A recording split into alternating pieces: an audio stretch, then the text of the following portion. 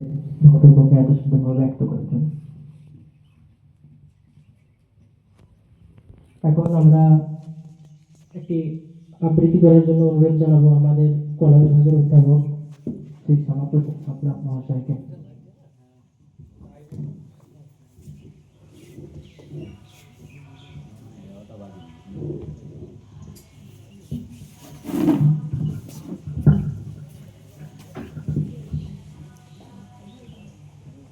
আজকের এই বিশেষ দিনটি আমরা উপস্থিত হয়েছি সাবরাকল সরকারি প্রাথমিক শিক্ষক শিক্ষণ সংস্থার সকল কর্মীবৃন্দ এবং ছাত্ররা। আজকের অনুষ্ঠানের সভাপতি মাননীয় ভারপ্রাপ্ত অধ্যাপক মনোজ কুমার পান্ডে মহাশয় এবং আমার সহকর্মীরা রয়েছেন, বলরাম ভাই রয়েছেন, চন্দন এবং কুসুম, বলরাম, সৌভিক, সৌরভ, অরিন্দম, আমাদের সুভাষিস বাবু রয়েছে। আসলে আমরা এই ভারতবর্ষের ইতিহাসটা যতদিন থেকে জানি, একটা শিকার, এই প্রবণতা আমাদের মধ্যে রয়ে গেছে। আমরা ছোটবেলায় পড়তাম ইতিহাস, যেখানে আদিম সভ্যতার কার্যকলাপগুলো নগ্ন অবস্থা থেকে দিয়েছে। আজকে এই কথাটা আলোচনা করার এই বিষয়, ভারতবর্ষে যত চেতনালব্ধ মানুষ রয়েছে সবার মধ্যে কিন্তু একটা স্বীকার করার প্রবণতা রয়েছে। কি শিক্ষক, কি ছাত্র, কি রাজনীতিবিদ, কি কবি, কি সাহিত্যিক, কি প্রশাসনিক দপ্তরের বড় বড় কর্তারা, তারা তাদের পদের যে একটা অহংকার, সেটা ভারতবর্ষের ইতিহাস সেই আদিমত সভ্যতা থেকেই চলে আসছে। তাই হেরিডিটি কথাটা কিন্তু আমরা ভুলতে পারিনি। এখন আমরা বিদেশি তকমায় শিক্ষিত হয়ে নিজেকে জাহির করি যে আমি অমুক দেশ থেকে অমুক পাশ করে এই ডিগ্রিটা নিয়েছি। প্রজাতন্ত্র দিবস তখনই সার্থক হবে যখন নিজের দেশের তকমাটা নিয়ে আমি গর্ব করে বলতে পারবো আমি ভারতবাসী। ভারতবাসী আমার ভাই, ভারতবাসী আমার এক জাতি, এক ধর্ম। জানি না সেদিন কবে দেখতে পাবো, হয়তো আত্মার বারবার যদি জন্ম হয়, যদি জাতিস্বর বলে কিছু থাকে, সেই দিনের এলিয়ান যদি থাকে, হয়তো মনে পড়বে। আমি অনেক পথ চলার কথা বললাম, সেই পথ হয়তো এই স্বাধীনতার মতো এই বুভুক্ষ মানুষদের অত্যাচার অবিচারকে ক্ষুণ্ণ করা যে প্রবণতা, সেটা অন্তত কমে আসবে। আমরা দায়িত্ব কর্তব্যের মধ্যে অনেকেই চলতে চাই, চেষ্টা করি, হয় মন সায় দেয় না, নাহলে শরীর সায় দেয় না, নাহলে অর্থ সায় দেয় না। তাই প্রজাতন্ত্র দিবসের এতগুলো কথা, স্বাধীনতা সংগ্রামীদের এতগুলো আত্মত্যাগ আমাদের মনের মধ্যে হয়তো উজ্জীবিত করে।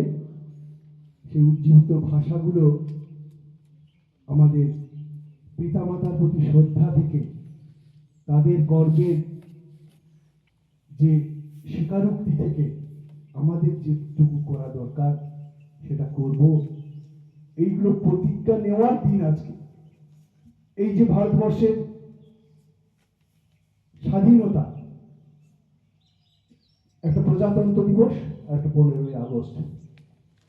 জানি না প্রত্যেকটি পিতামাতার একটা আদর্শ নিয়ে তাদের ছেলে মেয়েদের মানুষ করে। আমি কয়েক বছর ধরে লক্ষ্য করছি, মিলেনিয়াল হিস্ট্রি অর্থাৎ 2000 সালের পর থেকে মানুষের আস্তে আস্তে পরিবর্তন হতে হতে আত্মত্যাগের জায়গাটা কমে আসছে। তাই স্বাধীনতার এই দিনগুলোতে প্রতিজ্ঞা করতে হবে যে সংবিধান যেমন একটা আত্মা, একটা নিয়মে ভারতবর্ষকে চালানোর জন্য একটা লিপিবদ্ধ করা হয়েছে, সেটাকে মর্যাদা দিয়ে চলা, তেমনি পিতামাতার প্রতি কর্তব্য রেখে তাদের যে ভাষা, তারা কি চায়, শিক্ষক শিক্ষিকারা কি চান, প্রশাসনিক দপ্তর কতটা ন্যায় বলছেন, কতটা অন্যায় বলছেন, প্রতিবাদী স্বরূপ যদি দিদিদের মধ্যে গড়ে না ওঠে, তাহলে এই 26শে জানুয়ারি এবং 15ই আগস্ট পালন করা আমার মনে হয় অযাচিত। এত বড় একটা কথা বললাম, এর জন্য ফাঁসির কাঠে হয়তো ধরে দুধ তুলবে না। ভাষার তো মরণ নেই, তাই কোনো এক সময় এই ভাষা চলতে চলতে প্রত্যেকটি মানুষের মনে উদয় হবে। সেই উদয়ের দিন প্রায় আসন্ন। আমরা যুদ্ধোত্তর দিনে বাস করছি। আমাদের এই প্রজাতন্ত্র দিনের গর্ব হয়তো আর কিছুদিন আমরা ভোগ করতে পারবো, তারপরে হয়তো দেব গোটা বিশ্ব একটা বিশৃঙ্খল অবস্থায় চলবে।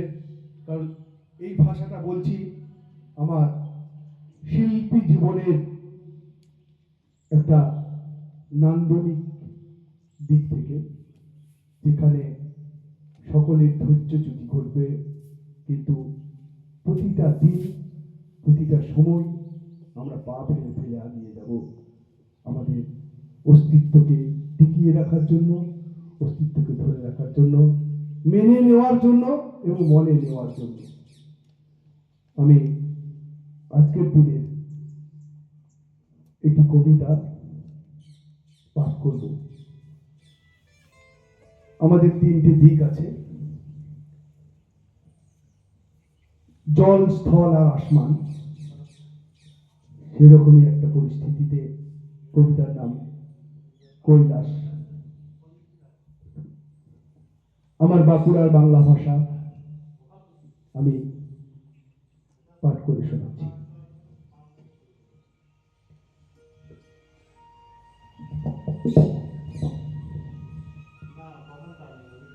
আমি সেই কালা পাহাড়ের ঘুলঘুলি আধার আলোর মানুষ বটে হো, পশ্চিম সিন্ধু পারে আমার বাস।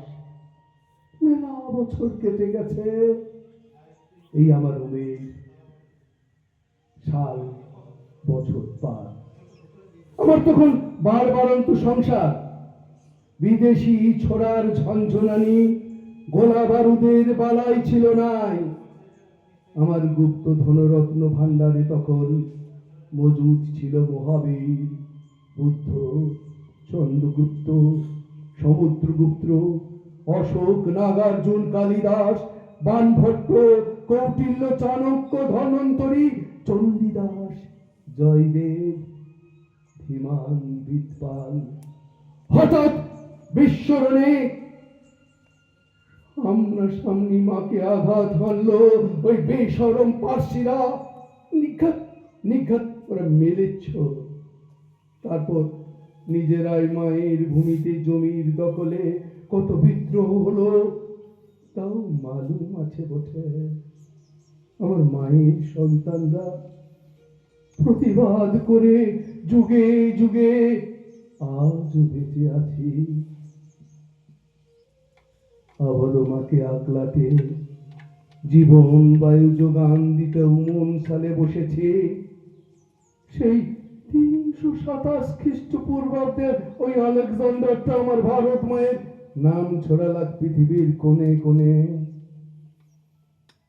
লোভী লুটেরাজ আরিয়ানরা হাঙ্গামা হারলো তুর্কি সুলতান।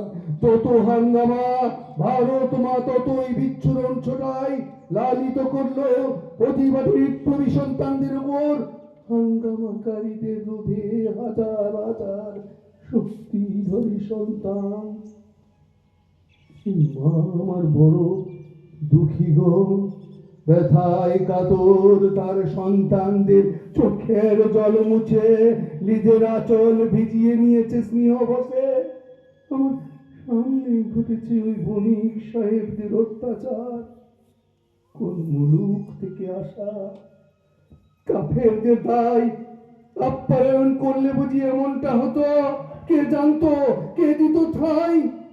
আজ ওরা পরাজিত, ওরা মেলেছ বিদেশি। তোদেরই পদধূলিতে তোদের সমাধি। তুমি নগ্ন, তুমি সব। নজর আমার কেড়েছে এই বিশ্বের বাতাসে। কেমন ভুলি সর্বহারা গোমরান শোকস্তব্ধ বেদনা। তোমাদের এমন কোন ভাষা নাই যে ভাষায় লিখে দিতে পারো পুত্রহারা পিতা মাতার আত্মমর্ম ব্যথা? কোন সান্ত্বনাতে ভুলতে পারবে না স্বামীহারা পত্নীর মধুর রবির দিনগুলোকে। আমি এক বাবা কালা চোখে আধার নিয়ে স্বাধীনতা আনতে অশ্রুজল নিগড়াচ্ছে আলোর খোঁজে। আঘাতের চোখ আমার পাহাড়ের পথে ফিরে চলেছে। কে কে তুমি আমার জন্য কাঁদো? পিছন ফিরে মায়ের হাতের কাকন টুকে বাড়া ভাতি ডাকো। মা আমার জগধাত্রী দশভুজা ওঠে, দস্যু দমন রাঙাতে রক্ত ঝলকানো ওরে অহংকারী অসুর নিপাত করবো তোরে এবারে ত্রিশূল সানে এ পৌর করবো ঠেক টানে। সাবধান, ফের সাবধান। আমি মায়ের চোখে দেখি শুনি বলি বৈকুণ্ঠের বকুল তোমার কাছে কাছে গাইছে বললে মাতারাম গান। তোমরা কান খুলে শুনেছ, একবার শুনতে পারো। দেখো পেয়েছো পেয়েছো আমার জীবন নামের বিপ্লবী মুক্তিপণ। চুপ করো, চুপ করো। এবার আমাকে সম্মোদিত মধুর স্বাধীনতার স্বাদ পেতে দাও। চুপ করো, আমাকে দেখো না, আজ আর কোনো কাজ হবে না। আমাকে দেখো না, আমাকে দেখো না।